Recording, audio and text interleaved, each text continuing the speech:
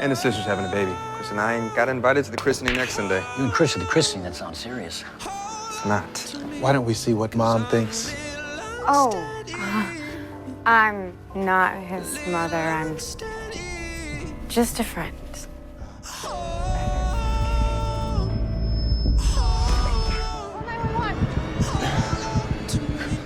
What the hell is happening? I have no idea. Panic attacks can often present as heart attacks. That's not what this was. It's not possible. I don't panic. Have you experienced any lifestyle changes lately? Any new stressors? He got shot. I don't even think about him anymore. It could be called repression. We're just moving forward. Are you hurt? We have a firefighter with a gun. Yo, Eddie, this is the part where you glue wires to him. I'm saying I didn't have a heart attack. You did think you were having a heart attack. Can we just drop this? I'm Anna. Hi. Hi. You must be Eddie's wife? Not yet. You need to tell me if something is wrong. All right. It was a panic attack. I think it was Anna. I thought things were great with you. She's been a godsend through all of this. Staying with Christopher. I think that's what's causing the panic. Somehow we became a ready-made family, and I don't know if I'm ready for that. It's not the way you talk about someone you love. My kid loves her. That enough? If you don't want to hurt Anna, you owe it to her to be honest. This feels like a lot, man. Adapt or die. Christopher, know you're coming? Not yet. I haven't figured out what I'm gonna say when I get home. To Anna. You know, I think we need to clean that kitchen first. Maybe you should go home first. We need to talk. Those 4 words. I don't want you to panic when you think about me. I thought it would work. The idea of us. Chris loves you so much. I just thought. Eventually you would too.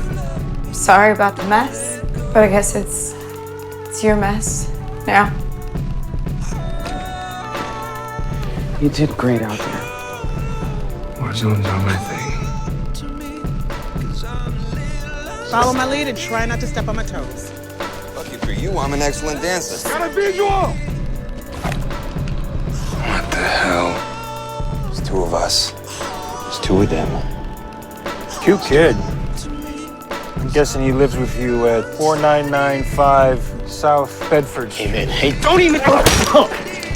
Okay, so now that we're all on the same page, here's what's gonna happen next.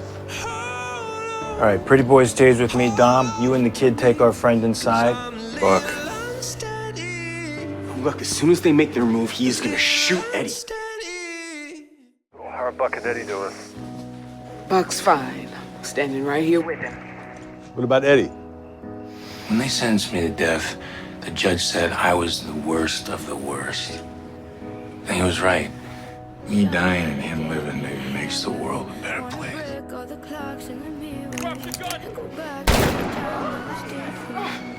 Eddie.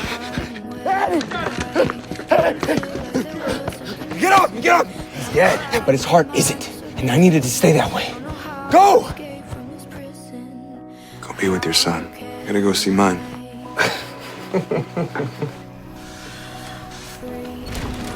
It's gone. Fire took it.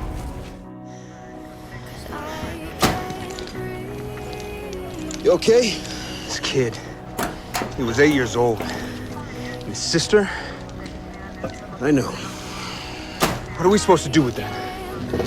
Put it away and we save the next one. Well, the little boy just called me back. Hold on. He's alive? Where is he? Dispatch! This firefighter Diaz. Got both kids alive, evacuating now. Let's go. Thank you. Clive and Tony were definitely a thing. And I mean them like big time, long lost love kind of thing. My abuela would eat this up. She loves a good telenovela. Oh, cause you don't? Come on, I know you watching with Christopher. That's how we practice our Spanish. Uh-huh. Real question is, what happens next in the story? 5 popcorns, 1 cranberry. Is that some kind of rule? You can critique my work in the morning. I just want everything to be perfect. Is that Christopher? Hey. Are you okay? I'm fine. We heard you screaming. What happened? Did you have a bad dream? You want to talk about it? Sometimes talking about it makes it less scary.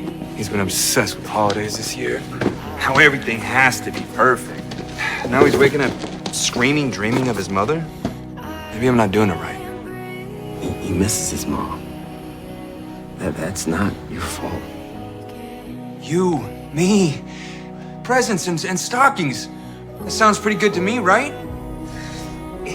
Okay, we'll make an even bigger gingerbread house next year, right? You could be dead next year. I told him that I loved him. And I promised him that I wasn't going anywhere.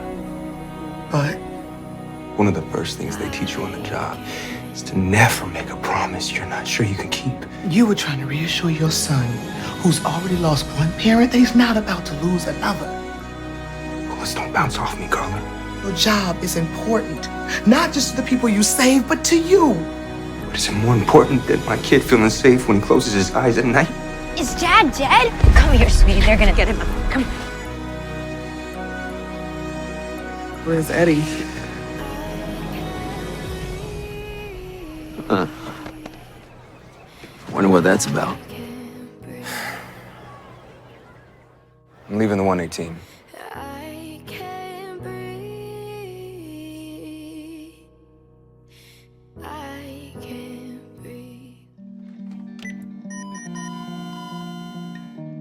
Are you a real firefighter? You gotta make this when you come back to the firehouse. You look tired. Look, you don't need to pretend with me. I like what I'm doing. Yeah, but it's not what you're supposed to be doing. You're a firefighter. I'm still a firefighter. Well, yeah, but You need to move on. I have.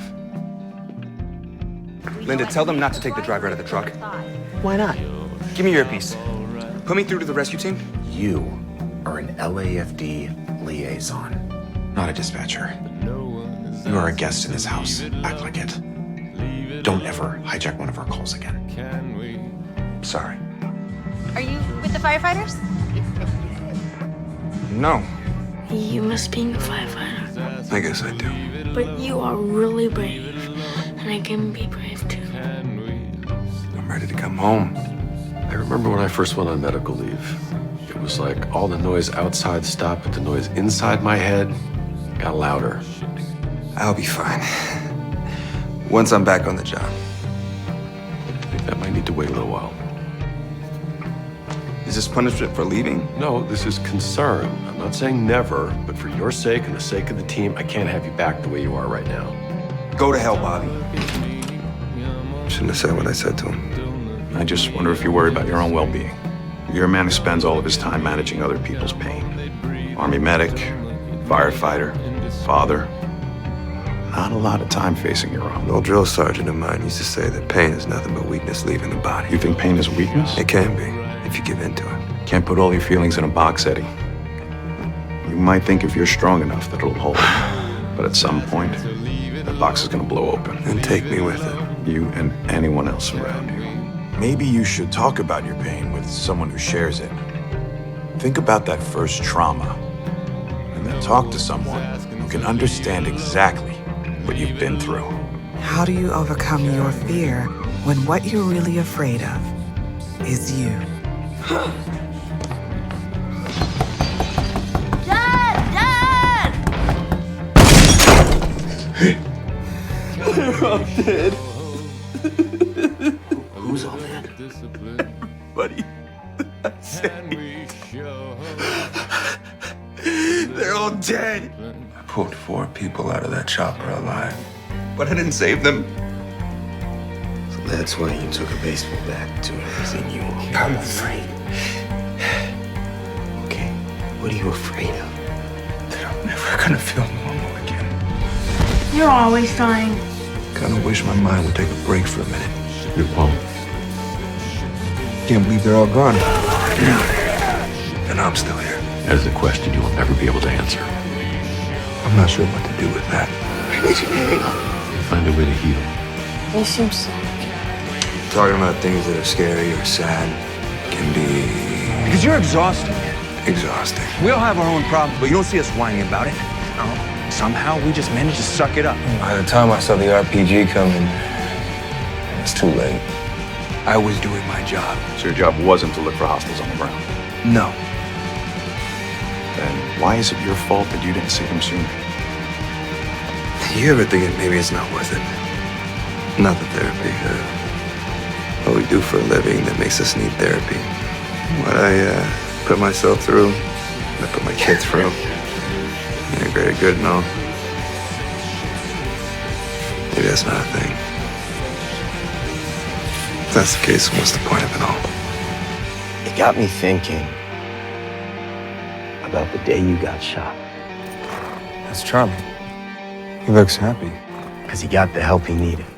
And that started with you. Whatever happens to him next, you gave him that second chance. Maybe that's the point. Maybe it is. You hid in a place you knew, where you could feel safe and keep your family safe. I understand the motivation. So how do I get back to that person I wanted to be? Ha! I'll let you know when I figure that out. When I was in my 20s, my mother liked to say repeatedly, Linda, you can tie yourself in knots trying to find a career that suits you, but at the end of the day, God will tell you where you need to be in this world. Well, I hope he gives me a shout soon. Firefighter Eddie Diaz. Metro Dispatch is on fire. Fuck! I'm right by the fire stairs. I could be down there right away. Josh, you're a dispatcher, not a firefighter. Today, you're a guest in this house. It's been waiting months to say that. Mayday, mayday, mayday. Captain Nash is down. Captain Nash is down. I got you, Cap. All right, 118. Let's get to it.